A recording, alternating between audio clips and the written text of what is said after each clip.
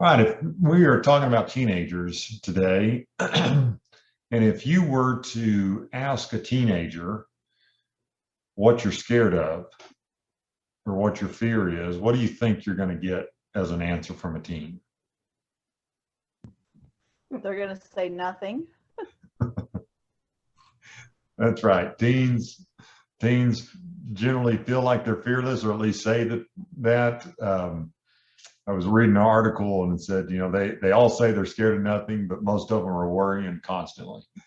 And that is probably the case. That's certainly the subject of discussion for this week's lesson. And it's important to point out to them that fear is a characteristic that it's innate. It's something that God has given us. There's reasons for it. It's protective in nature, helps us to avoid dangerous situations.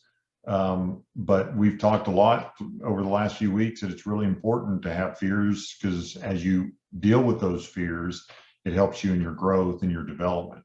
As you conquer your fears, you're also become equipped to conquer other challenges. And if you remember early on that first week, we had that analogy of the mansion with all these rooms or fears, and each time you deal with one, you board it up and you learn how to go and board up the next fear or next challenge that life presents to you. And so fears are a good thing. They're for growth, but they're only good if you use them, if you can control them. And so the same thing goes with fears of teens. Teens certainly have those just as much as anybody. In fact, in some ways, teens may have more fears than others. And the reason for that is because they've kind of, last week we talked, or I guess maybe 2 weeks ago, we talked kind of monsters and these make-believe things that younger children are often scared of. But teens are starting to become adults, and so they are scared a lot of times of the same thing that adults have in fears, or have fears of. They're much more aware of the surroundings. They're more knowledgeable of what is a real danger and what's not. They're focused much more on relationships, which we'll talk about. Really, relationships in one way or the other are the basis for a lot of fears, and really their fears can be more real than younger children. And so they certainly have, teens certainly have fears, even if they're willing or not willing to admit it. And by the same token, as teens develop fears that are more real in a lot of ways, just the natural development of teens, they tend to be less around adults. We talked about either last week or the week before how it's important to spend time and be that journey mate with children. And it's important, the earlier you can start, the better, because you over time, your influence around them is smaller and smaller. And the same goes with fears. Helping them deal with fears, they get less and less. You get less and less involvement with them, and it's harder to empathize with them sometimes. Harder to connect with them in some ways. The teens are weird and they don't want to be around you, and they think you're weird. And Kendra's the only one I can see, so you'll have to show me your hand. But a show of hands, who reads? Do y'all read the comics in the newspaper? I've got the digital subscription to the AJ, and a lot of times in bed, I see Chanda put a little smiley face. I didn't even know you could do that, but. Or I don't know, what is that, a crying face? I'm not sure what that means, but she'll get on to me because I'm reading, not get on to me, but she'll laugh at me because I'm reading the comics before we go to bed.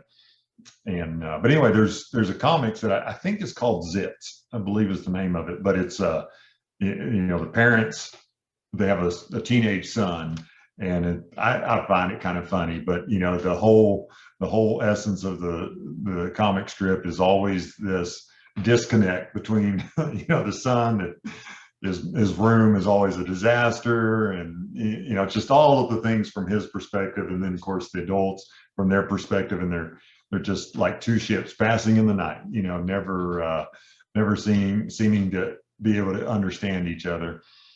But that is kind of the way it is with teens, or at least that's the stereotype of teens, and so helping them work out fears sometimes can be a little bit more challenging, because the fears are much more realistic and real in nature, but then on the flip side, it's harder to connect with them sometimes. So typical fears of teens. What are some of the fears that you might think are prevalent amongst teens? Fear of rejection. Fear of rejection? Scared somebody's going to make fun of them. Okay, excellent. Scared to talk in front of people. Yeah, and that when we talk about their fears become more and more like what fears that adults have. I mean, that's definitely one that adults, in fact, I would say all three of those are fears that adults have. Fear of the future, of unknown, because change coming up. Excellent. I mean, all four of those are on my list here. One that you didn't mention, or may have been worded differently, but fear of failure is one that. So a lot of this week's lesson, I kind of stole some focus on the family literature, and then also another source on the internet in addition to the book. But there was just, these were kind of common in all three of those sources, really listed as the primary fears that teens have. But fear of failure, and you'll see this. I think we see this in our kids. Maybe Jan, maybe our middle son Jarrett as much as any. But if you feel like you're not going to be successful, they won't even try. They're really fearful of that. Or you might see it in a teen where maybe and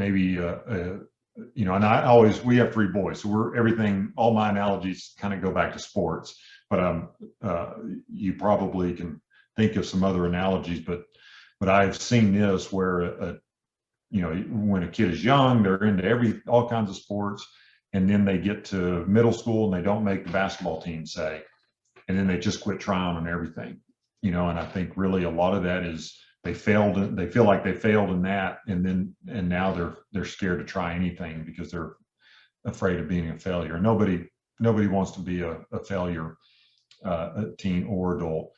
Another one that I don't think anybody mentioned is a fear of letting people down. You never want to be a disappointment to anybody. I know our youngest kid. There was a game that he was playing, and he ended up being on the free throw line with the ability to, if he made neither of his free throws, we'd lose. If he made both of his free throws, we'd win. And there were like 2 seconds left, and I had to call a timeout and try to calm him down, because he was just so almost hyperventilating and almost welling up in tears, and just did not want to let his team down. Was so fearful that he would miss, and he ended up in fact missing. But Kendra, I think you mentioned uncertainty, fear of uncertainty, or fear of the unknown. Think about kids moving to new areas, starting in a new school or a new program, how fearful that can be. That's listed as one of those really common fears. And then another one that I don't think anybody mentioned, but this one is so common that they have the acronym for it, the FOMO. Does anybody know what FOMO stands for? That is the fear of missing out, FOMO. And I've heard this be talked about on the news and things like that. And you know, a lot of it is, hey, you know, if my friends are going, you know, what if I don't get a, you know, Mom, how come I can't go? Or Dad, this, you know, why can't I do this with my friends? You know, they're fearful of missing out. And a lot of that is really, again, rooted in relationships. They want to be included, you know, which is really an innate characteristic of humans in general. Embarrassment, Janda, you mentioned this one, I think, fear of being embarrassed, or I don't know if you use that word, but you know, just the quintessential teenager thinks that their parents are so embarrassing. Janda and I will go up to the youth class occasionally and just kind of hang out in there and be in the classroom with them. And the boys are so embarrassed. Why are y'all up there? Y'all aren't the kind of parents. I mean, in fact, this is they couldn't figure out why we were up there recently. You know, we've gone many times, but not regularly. But there's other adults in there all the time. And then we said, well, what do you mean we can't be there? There's a lot of parents up there. Yeah, but they're not the kind of parents you are. We're like, well, what kind of parent are we? I guess every other parent is more hip than we are. But you know, kids are afraid of being embarrassed by their parents or embarrassed by something else. And then in today's world, where you've got you know, Facebook and I can't even think of Snapchat, whatever, all the thing. Maybe I'm not hip if I can't even name all these applications. But you've got all these ways that if you do something embarrassing, not only is it embarrassing for those that saw you, but it can be, you know, it can just be sent out across all of the internet and really make it embarrassing. And so apparently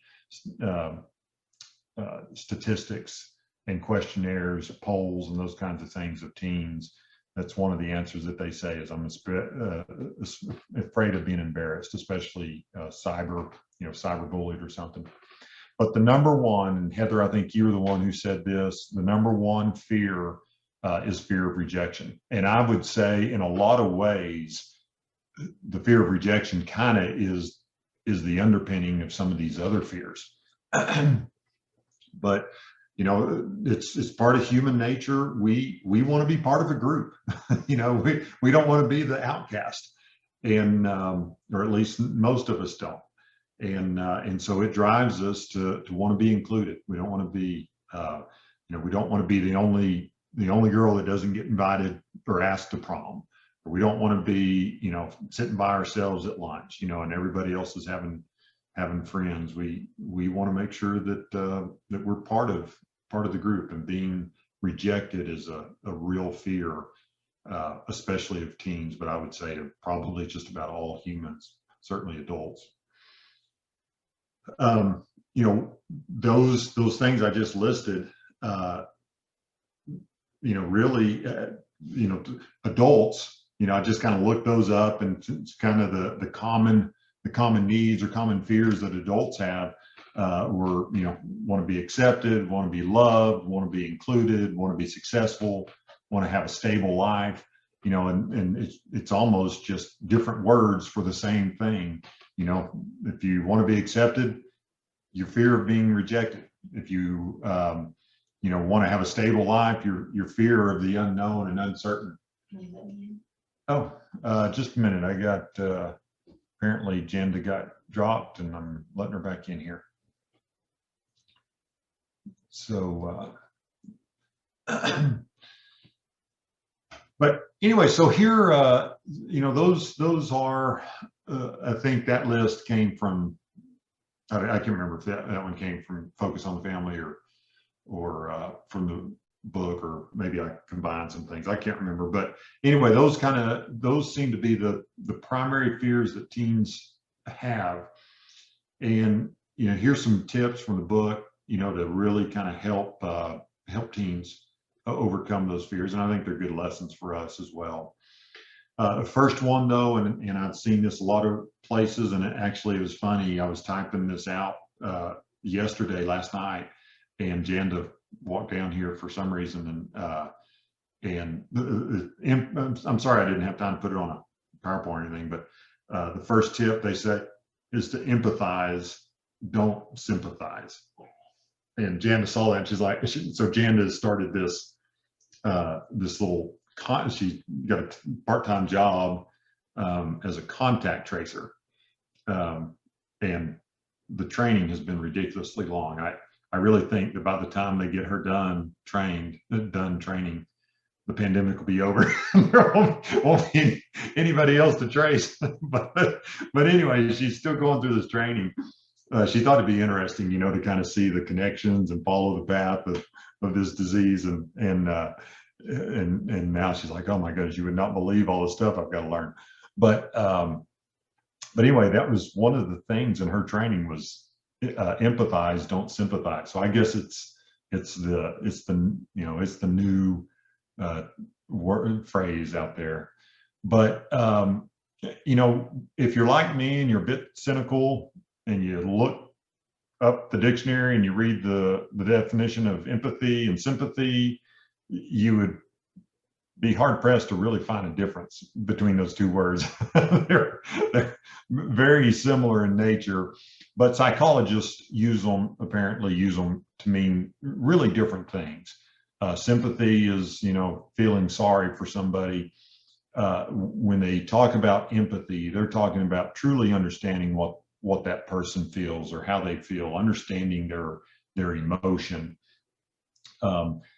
And I watched a little video, either 2 nights ago or last night, I forget when. But Can you hear me? yes, I sure can. But kind of illustrating the difference. And one of the things that little video pointed out, that I thought was kind of clever, is you almost, this author was trying to explain the difference between being sympathetic and empathetic, and said, if you're showing empathy with somebody, empathizing with someone, you almost never start out a sentence with, well, at least, well, at least, if you get fired, well, at least you still have your family. Or if you lose a loved one, well, at least you still have, this or that, or whatever. And the little video was trying to point out, well, at least are not comforting words. And I know they come across, you always mean them. You're trying to help that person see the bright side of the situation, and you think, okay, by doing that, you might feel better. But there's a lot in, it's really therapeutic, I would say, for somebody to just know that you understand how they feel. And you're not trying to fix it. You're not trying to have them look a different way, but you're just being there with them. If you've ever seen the movie Inside Out, about the little kids, it's an animated movie, and I really did not think I would like that movie. I ended up watching it and really ended up liking it. But it has a scene in there. So if you haven't seen it, the main character is Joy. She's she's this emotion that's inside this girl's head, and she tries to see the positive side of everything, and she doesn't. She wants to avoid conflict, and and then there's sadness that's in the head, and she just ruins everything. Everything she touches turns sad, but anyway, this little make-believe character, I want to say his name is Bilbo or something. Some of you that have seen it maybe can correct me, but Bilbo is sad because the teen, he's of course in the head too. He's just a make-believe character, but the real girl is forgotten about the little make-believe Bilbo, her imaginary friend, and he's starting to feel lost. And Joy, the girl, the little emotion named Joy, is trying to tell her, oh, it's okay, she loves you, whatever. And Sadness goes over there and just sits with him and said, that must be so sad. And he's crying, and she says, you must be so sad. That must hurt, or something like that. And Joy's like, Sadness, you're going to make it worse, and after a few minutes, Bilbo feels better, because somebody had empathized with him and he's ready to go on. And Joy is like, how did you do that? And but I've always thought that was kind of a clever little way to illustrate a point. And I think it is a good indication between being empathetic and really understanding somebody's emotion versus being necessarily just sympathetic.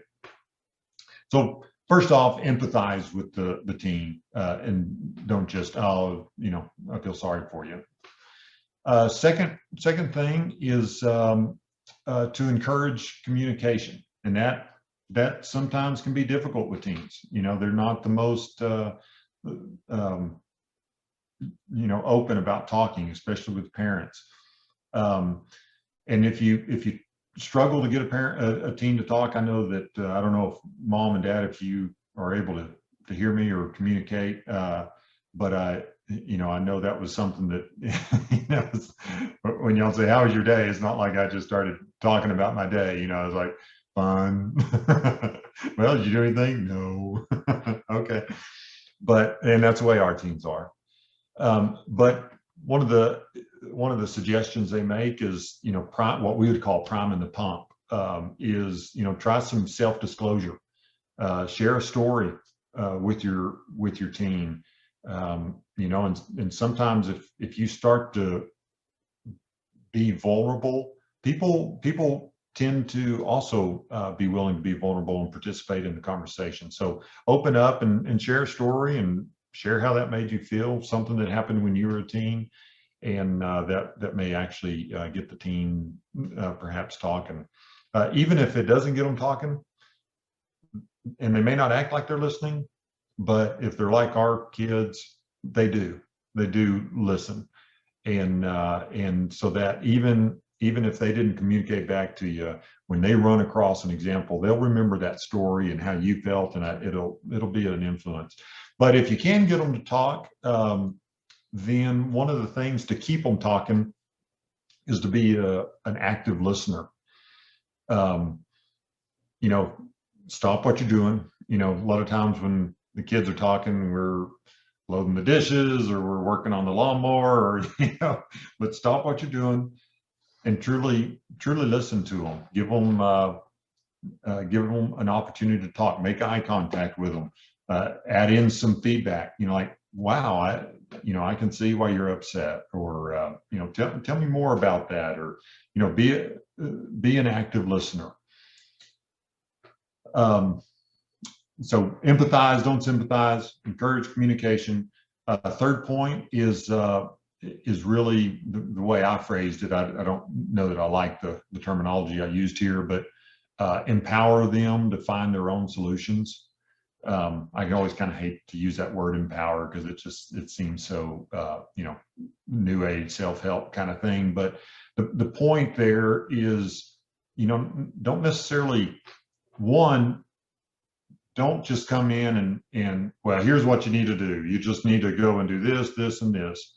Don't solve the problem for them, but also don't just facilitate a way that they just wallow in their sorrow either.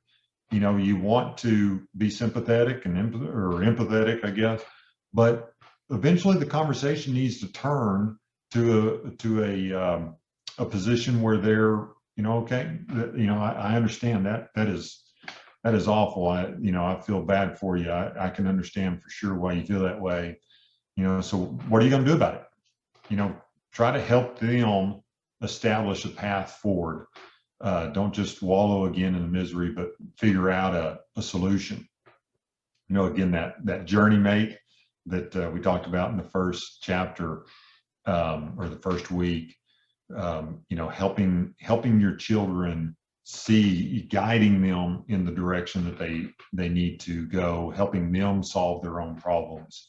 Those are the ways that they take fears and challenges and really grow from them. And here's in my opinion, what I tend to do is, when the kids bring a fear to me, they don't really ever talk about a fear, but a challenge that may be a result of a fear. Kyle wants to step in and say, well, here's how you solve that. You need to just do this and you need to just do that. One negative effect may be that they just want to resist because they weren't coming to you for advice. They were coming to you because they wanted you to empathize with them. They wanted to know that it's okay to have these feelings and these fears. So they may just resist your advice altogether. But even if they take your advice, that kind of trains them to be dependent on you instead of being dependent on themselves. And so really asking them questions and probing and helping them come up with a solution, a path forward, is a much better approach, in my opinion, and according to literature as well. Don't judge. We might think the fear is silly. Kid comes, I'm worried that, Sally said this about me, or, I think I saw somebody look at me and I think they must be talking about me behind my back, or, whatever it is. We've got a lot of years behind us, those that are on this phone call, and we have experience to gauge, and to give us perspective and help us see our way through. And so the fear may seem silly to us, but that's not the case for the teen. And so don't judge and don't say, oh, you're dumb. Don't be dismissive, but again, just listen and empathize, be a safe place. The last thing you want to do is for your child to be so jaded when they do share something with you. From your reaction, they get jaded and they never share anything with you again. You want this to be a safe place. And so not judging and not being dismissive is important.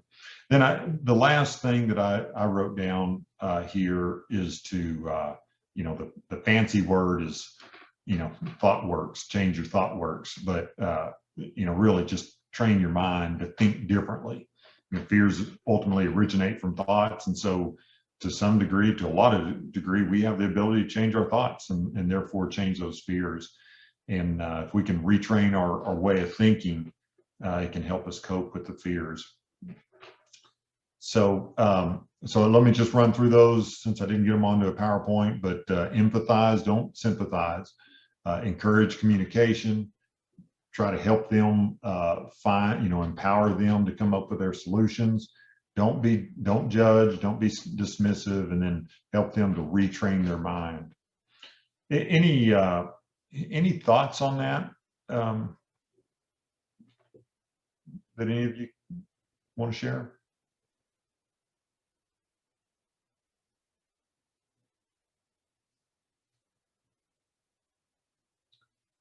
All right. Well, let me, this is a little article I found about raising resilient children.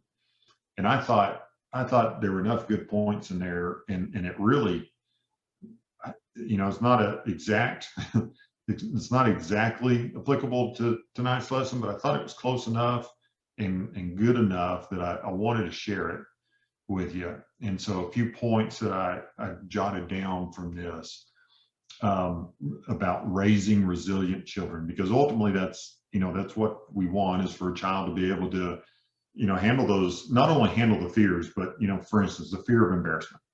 Yeah, you may get embarrassed. How do you bounce back? How do you deal with that?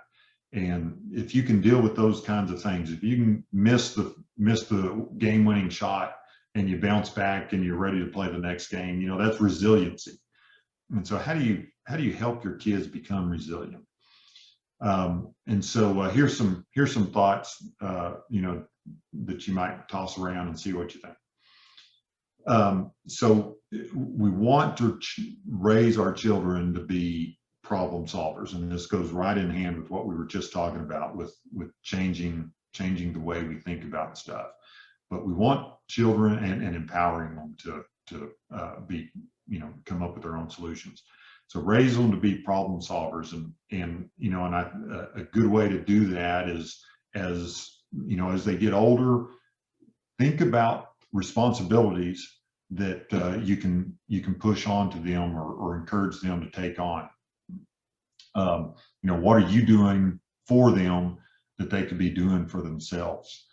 And you know, an example that I thought of, you know, just recently, our youngest was, I think is our youngest, one of our kids was looking for he couldn't find his jacket or shirt, I can't remember what it was, and you know, wanted mom to find it, of course. And you know, and that's common. I mean, we're in a hurry, but you know, let's okay, I'll look in the laundry room, or I'll look in the wherever, you know. But I don't think, if I remember correctly, Janda kind of said, you know, you go look in your drawer. I mean, where would you have put it? And so, you know, the kind of questions we would want to, instead of just doing it for them, help them think through it. Okay, well, when was the last time you saw it? Well, you know, what were you doing when you wore it last? What day was it?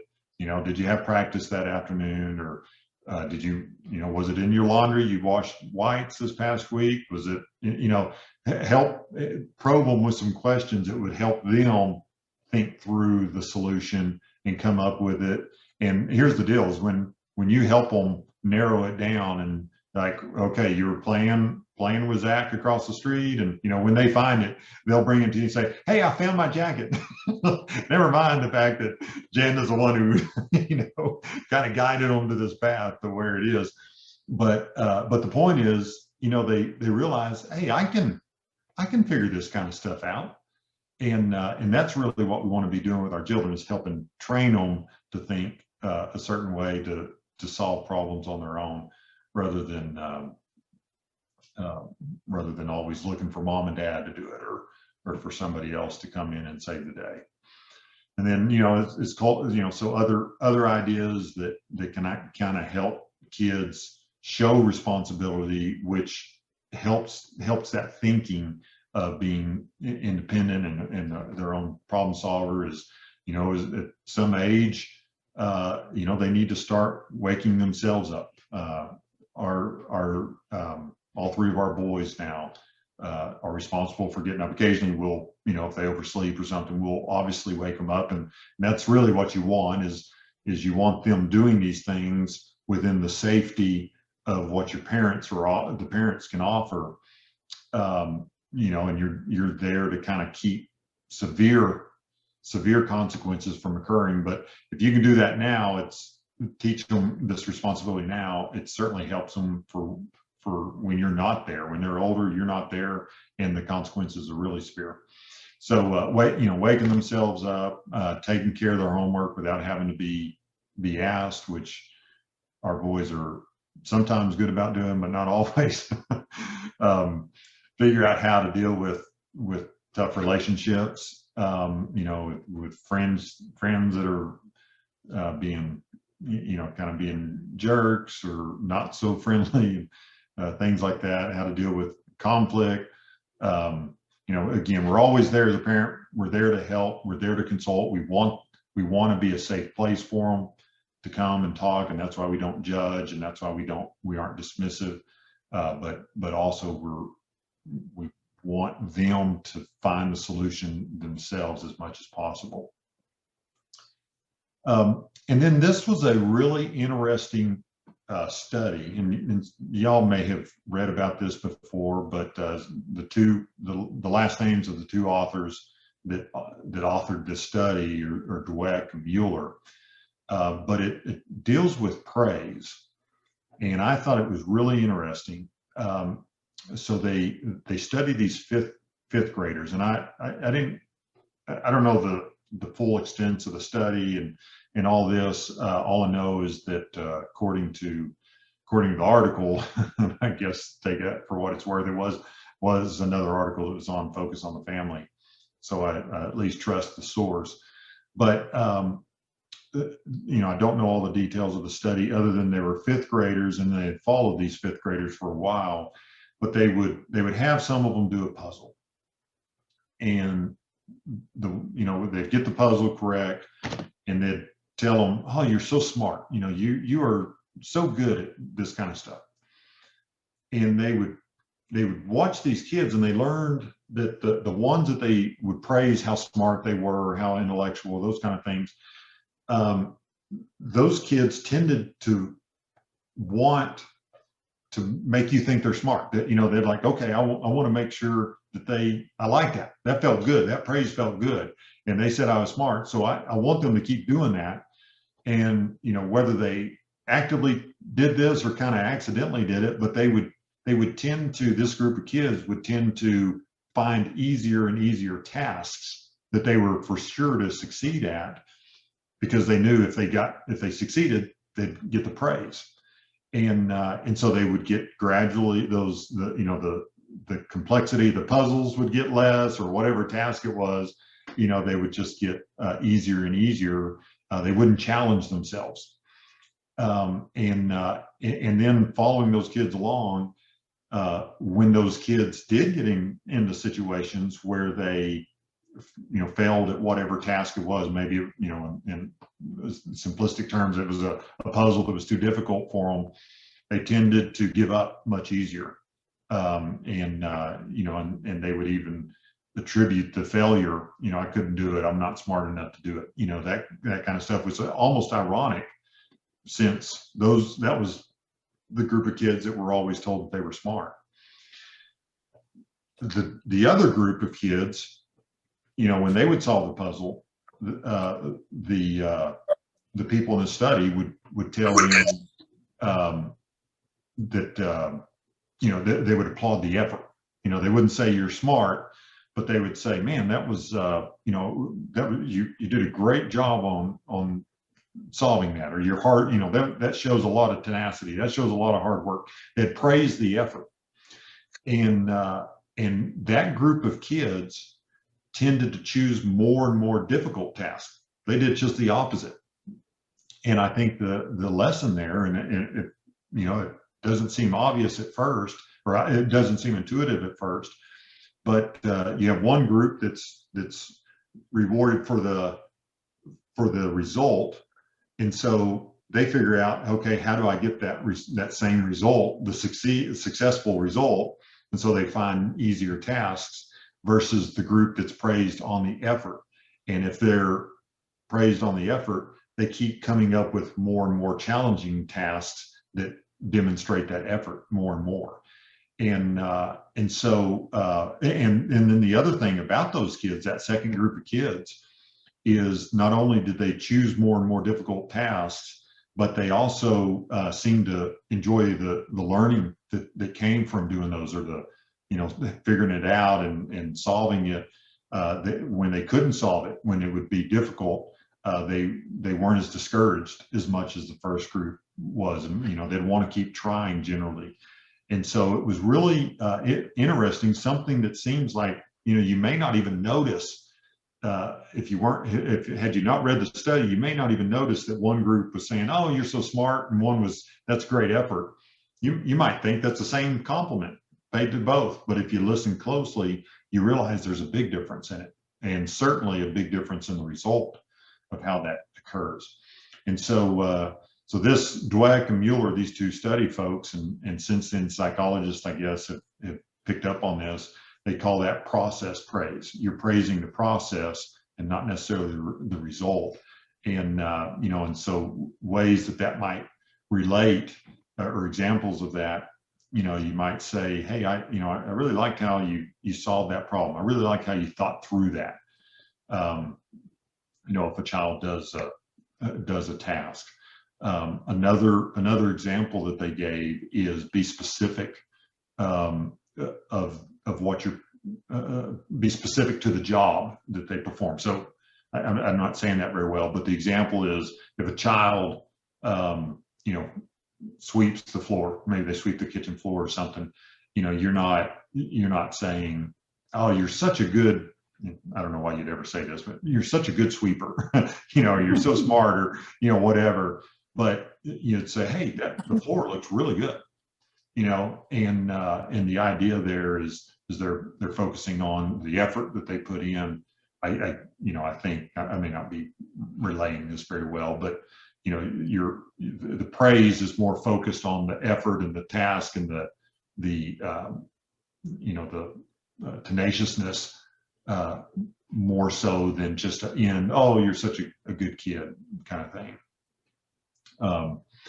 You know, and really, even when they're challenged, the tasks aren't successful, you know, but they've made progress. You know, you praise, and that, you know, your hard work is really showing. You know, keep at it. Those kinds of things.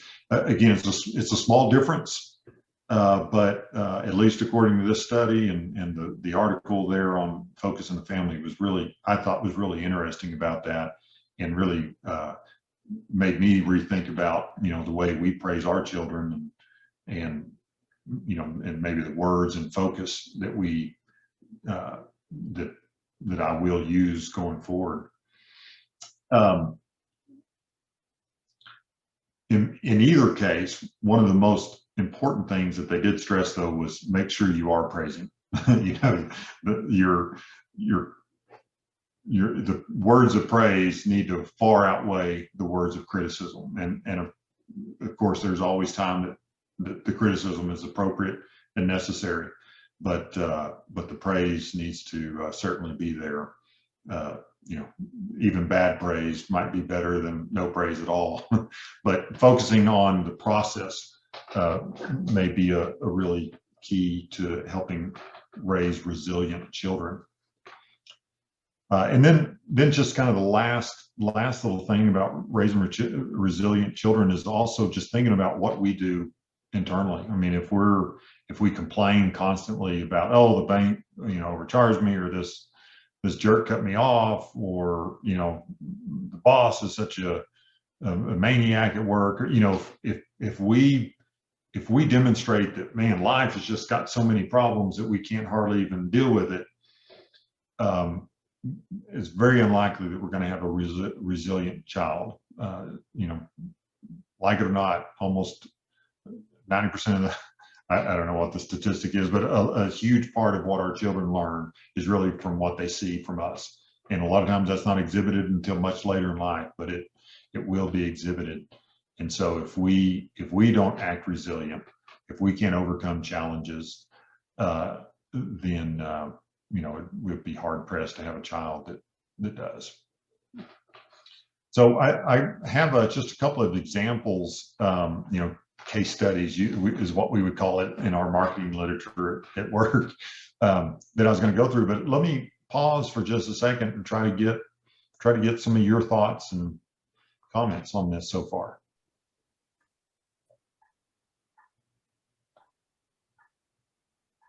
Good point so far.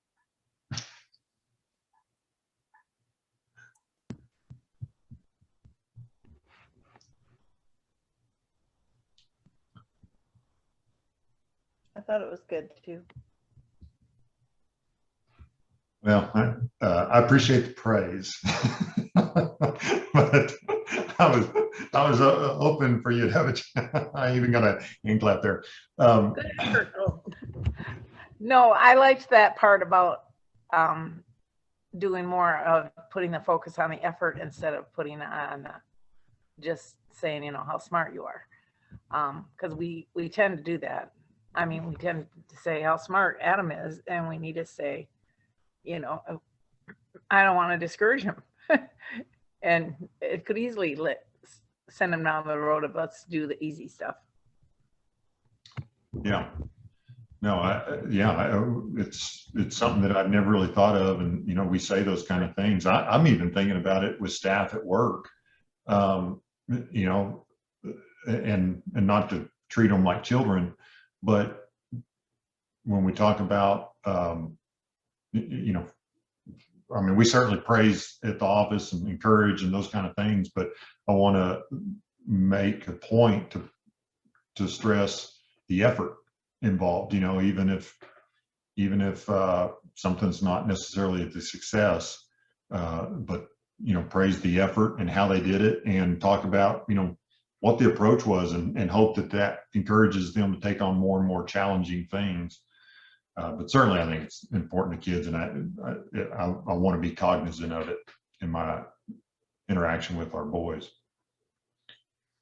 But here's a couple examples that may be kind of cheesy or may not be, but, you know, I thought they stressed a lot of these points really well. So, you know, one example might be, you know, a teenager that you know, wanted to be in the band, or you know, play an instrument or whatever, and didn't. Anyway, I don't even know if you try out for the band. I'm assuming you'd have to. I mean, but anyway, didn't make it. Whatever it is, they weren't successful. And you know, and so the kid comes home and they're brokenhearted and they're worried about, you know, I don't want to try anything, and, you know, whatever. And you know, first off, the first thing we want to do is sit down and we want to listen with them. We want to be empathetic, you know, and we don't want to necessarily start out by, oh, there's always next year, or you know, don't solve the problem yet. You know, first just connect with them emotionally and let them have, you know, let them know it's okay to be sad.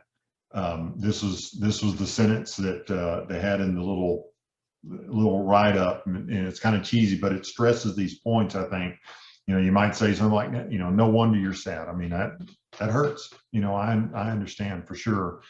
You know, and then here's the line that they give. But you know what? When I look at you, I see someone special. Your heart for helping others and your passion for, you know, fill in the blank.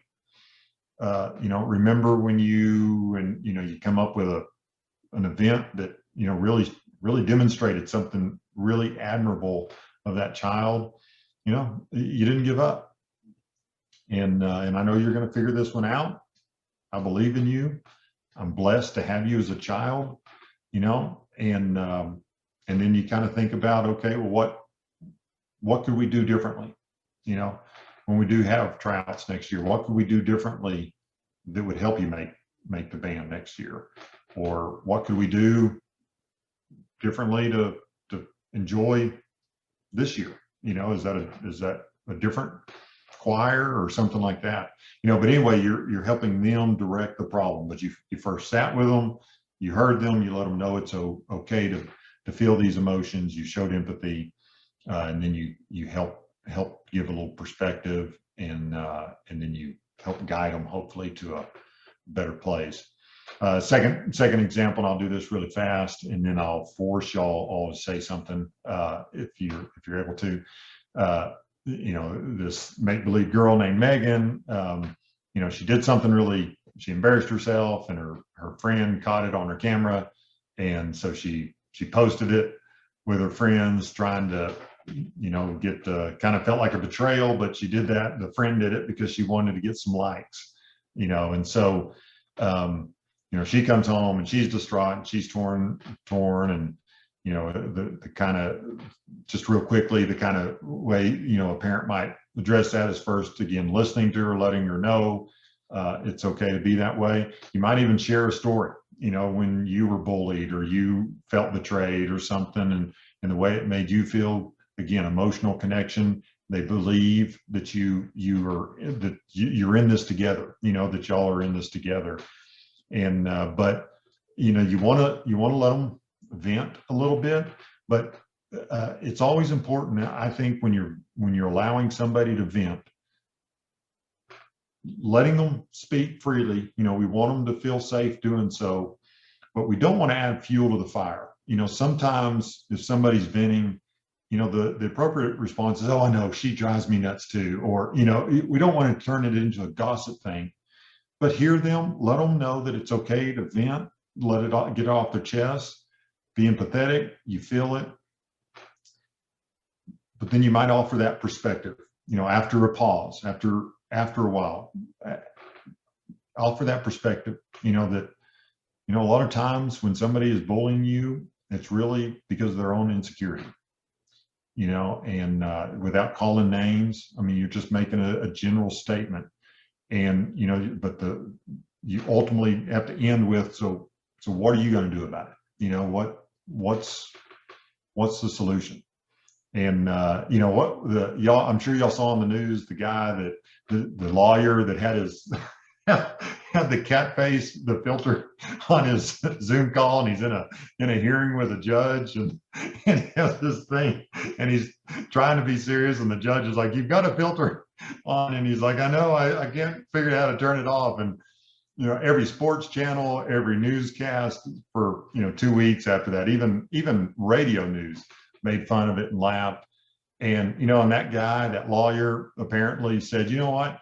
2020 has been a terrible year for so many people.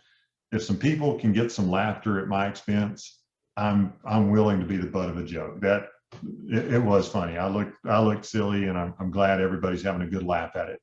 And I thought, what if teens that were cyber bullied or made fun of, what if that's their approach? Yeah.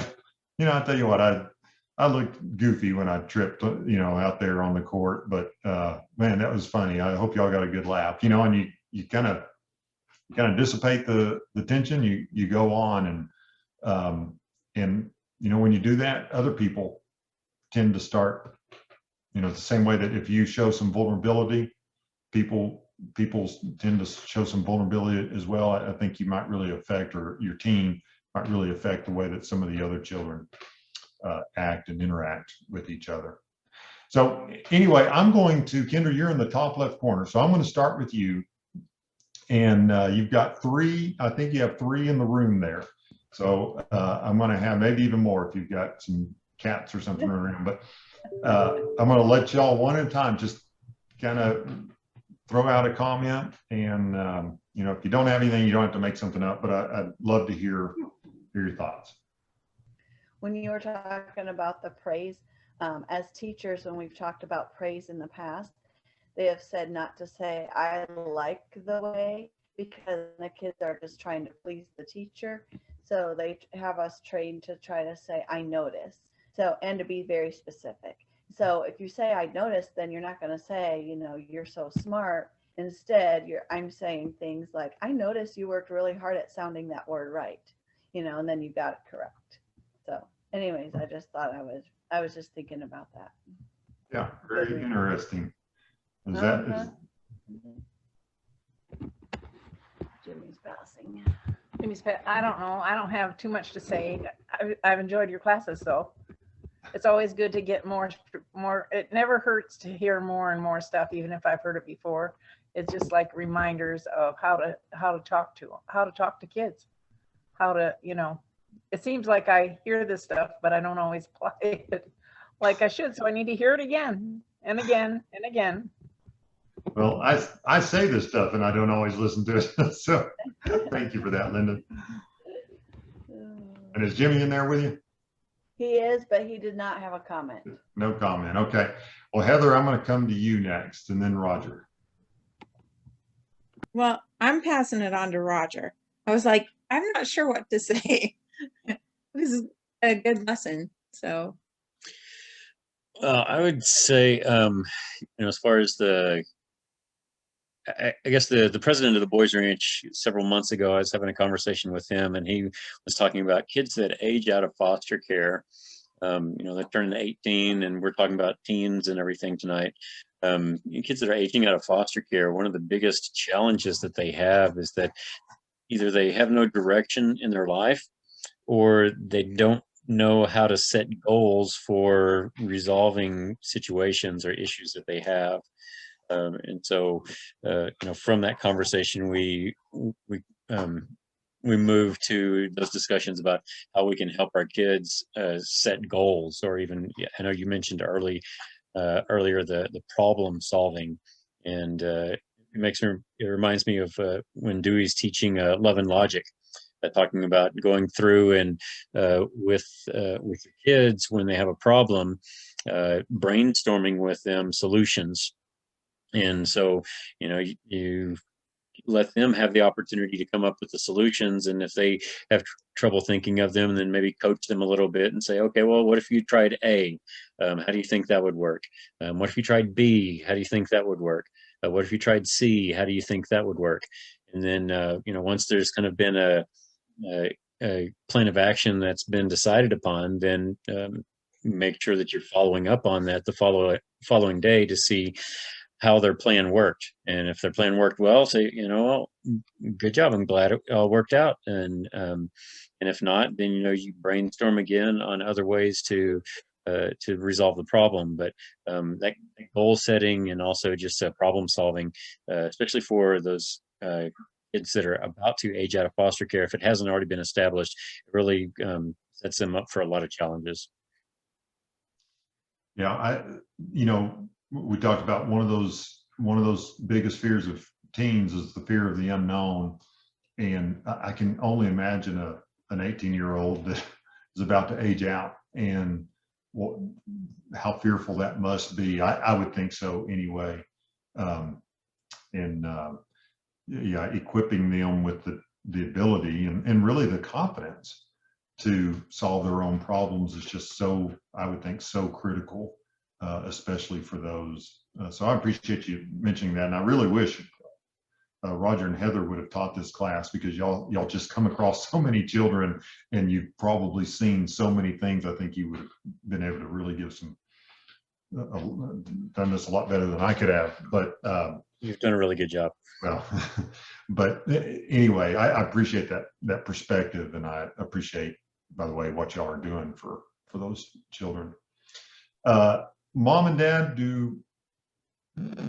have y'all ever gotten your audio going? Can you hear me?